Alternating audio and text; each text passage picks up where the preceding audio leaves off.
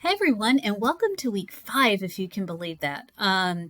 So this week we're going to jump into a little bit of scholarship writing because in a way it really ties in with narrative writing, which we have been doing since the beginning of the semester, because a lot of the college scholarships and essays that you're going to be writing are narrative in nature. And so I think it's really, really important to kind of go over those and learn more about them. So this week you're going to be taking a look at some different scholarship websites. I have a video from a woman whose sole purpose it is in life is to work with college.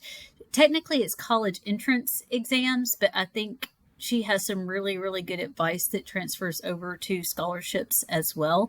And that's what she does for a living. So I figured that it would be best if you heard it from an expert rather than me just having to regurgitate the information that she gives so eloquently. But also just exploring some different college scholarship search engines and even trying your hand at a few yourself. So, there is a website that I love called Unigo. And if we can go here, give it just a second. It has a lot of really, really fun scholarships, and I have picked 2 from this particular website for you to do this, that you have a choice to do one or the other. And I think that there's a third one thrown in there. But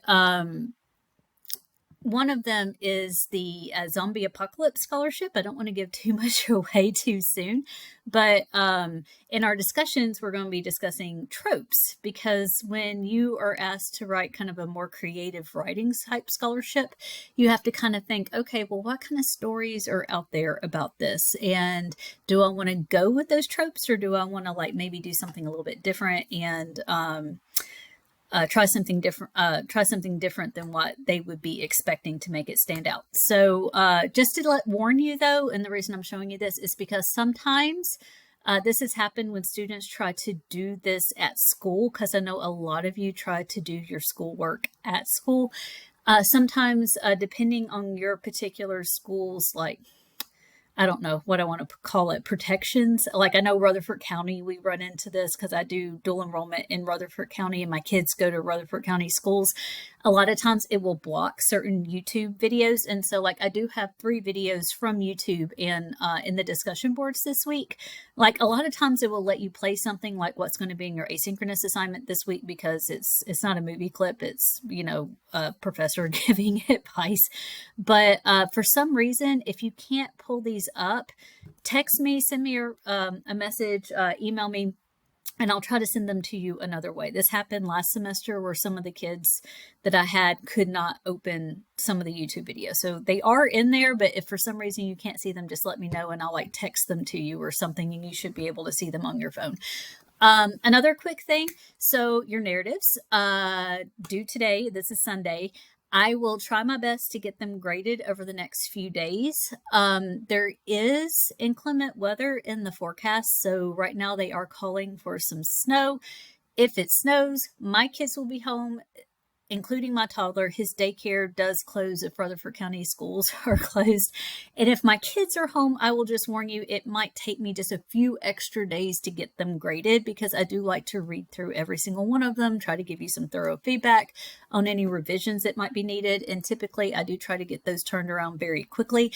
I'm just letting you know that if we are out for snow, then it just might take me until the end of the week to get them graded. Tomorrow, I actually have to go pick up my kids. My daughter participated in the Tennessee Tech Festival of Winds and Percussion. I was chaperoning a trip, so I sent my toddler down to my parents, and I'm picking them up tomorrow. So I'm kind of losing a little bit of grading time tomorrow. I will try my best to get as many graded as I can on Tuesday. And if I don't get them all finished by Tuesday, I will try my best to get them by the end of the week. I just want to let you know that, because I personally feel bad if I don't get your work graded quickly, because as a former online student, I know how nerve-wracking it is. It's oh, how did I do? Especially on the first big paper.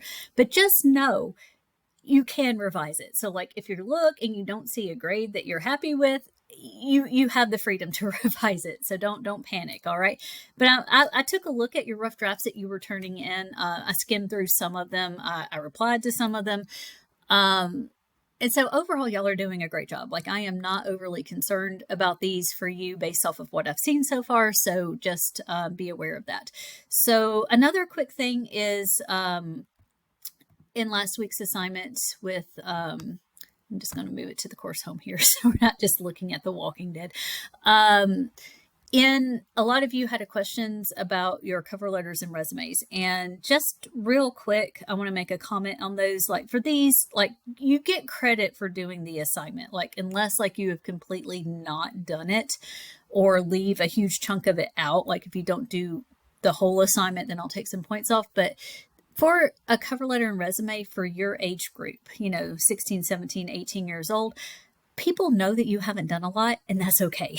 So you're not going to have like an extensive education experience, right? So just emphasize the things that you have done. If you've taken dual enrollment classes, if you've taken AP courses, if you are a straight A student or close to a straight A student, if you have been involved in extracurriculars, like if you're in the beta club, the band, things like that. So in your education, just really try to beef those things up to show that you're a well-rounded person. And the same thing for jobs. It's okay if you haven't had a job. I did not have my first like official through a corporate paying job until I was 17. And before that, but I babysat. I did a lot of babysitting. I started babysitting when I was 12. And so like in my resume, it was like babysitter, self-employed babysitter, however you want to word that. And it's like babysitting since I was 12 years old. So I've been babysitting for 5 years. As a part of being a babysitter, I became Red Cross First Aid certified. Beef up what you have done. Oh, and volunteer service. Like, work experience can also be volunteer service. So if you've ever done anything volunteering, like I know if you're in beta club, you have to have service hours, things like that. Point that out. Like, hey, what they're looking for and things like this for a student that has not had an extensive amount of background in jobs or anything like that, which they expect out of someone your age. So don't worry about that. They just want to see that you have been out there, you are a hard worker, you put forth effort and things like that. So just really emphasize the things that you have done versus like being worried about the things that you haven't done. I promise you, as a former high school senior, I can promise you it's okay. I wound up getting a job with next to nothing on my resume. So, and now it's pretty extensive. I have actually moved into something that I mentioned called a curriculum vitae because I have worked a lot in a lot of different places. And so just don't worry about it. Like, I get a lot of panicked, I'm not even panicked, but worried, concerned emails and phone calls and things like that. And yeah, don't worry, you're fine. But I will try to get your work graded as soon as I can and get it back to you. As always, if you have any questions or concerns, just let me know. If you have any specific questions about scholarships, scholarship writing, if you've got one coming up, like I know some of the really big ones in Rutherford County are coming up soon. The deadlines are anyway. I'm actually on a scholarship committee. I'm going to be evaluating some scholarship applications very soon. Feel free to ask, because one of my main goals is I would love it if every single one of my students doesn't have to take out loans and that you can graduate college debt free so you don't have that hanging over your head. And one great way to do that is through the scholarships that we're going to be kind of discussing this week. So if you do have any questions or concerns, please let me know. I'll be more than happy to kind of go over those with you. I have helped many a student just read through scholarship essays. I have a lot of students at Siegel that were waitlisted for UTK right now, and we're kind of working on their second round of college application essay writing, and I've helped a few of those. So that's part of my job. Part of my job is help you with anything writing, specifically with this class, but I'm also more than happy to help you with something if it falls outside the realm of this classroom. So I hope you're having a good week. There is that bad weather in the forecast, so please, all of you be safe. And just let me know if you need anything this week.